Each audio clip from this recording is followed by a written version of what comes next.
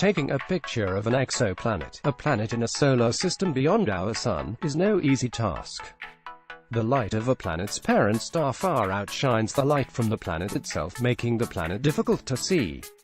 While taking a picture of a small rocky planet like Earth is still not feasible, researchers have made strides by snapping images of about 20 giant planet-like bodies.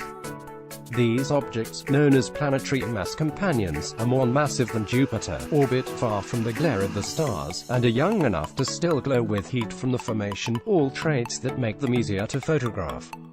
But one big question remains: are these planetary mass companions actually planets, or are they instead small failed stars called brown dwarfs?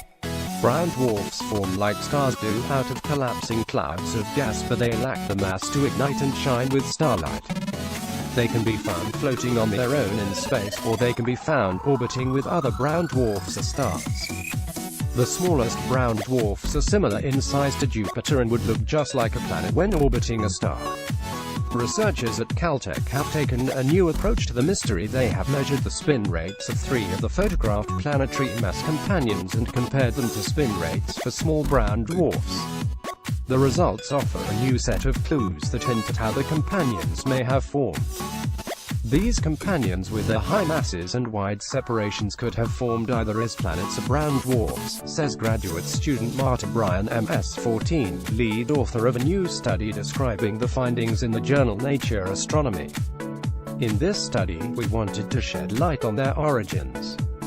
These new spin measurements suggest that if these bodies are massive planets located far away from the stars, they have properties that are very similar to those of the smallest brown dwarfs, says Heather Knudsen, professor of planetary science at Caltech and a co-author of the paper.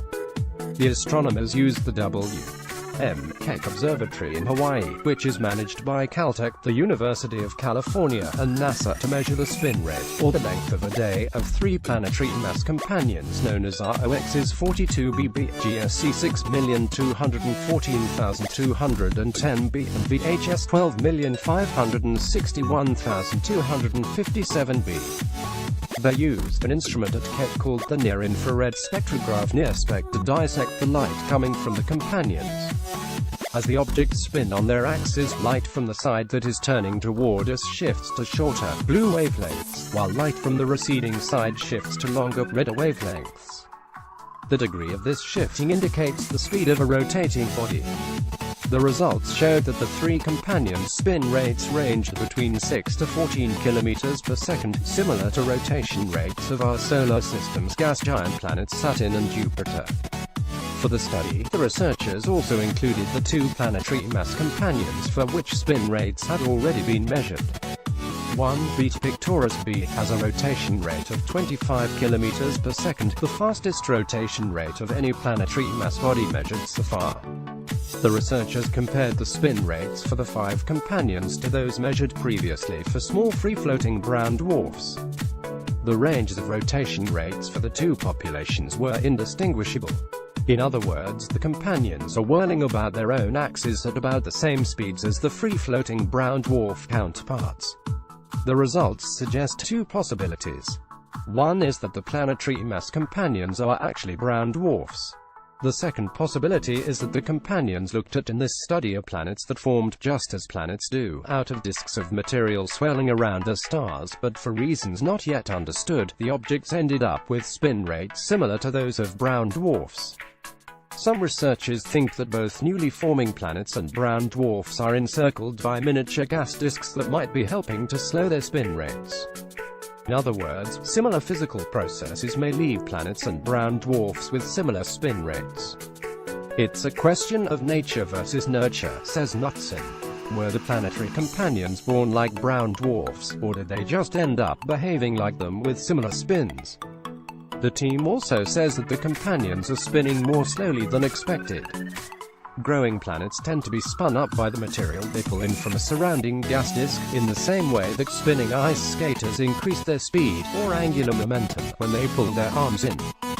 The relatively slow rotation rates observed for these objects indicate that they were able to effectively put the brakes on this spin-up process, perhaps by transferring some of this angular momentum back to encircling gas disks.